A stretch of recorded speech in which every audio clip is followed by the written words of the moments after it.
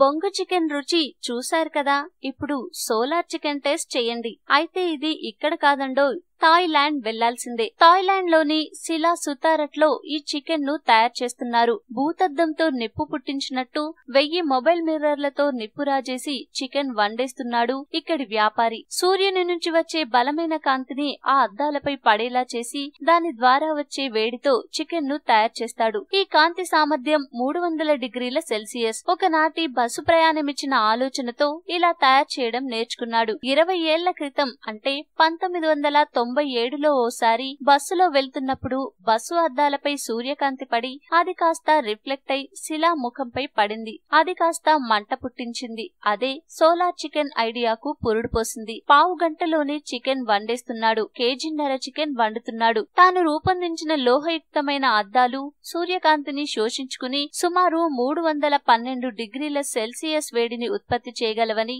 శిలా తెలిపారు. ఆ వేడిని తట్టుకునేందుకు ముఖానికి వెల్డింగ్ మాస్క్ ను ధరిస్తాడు.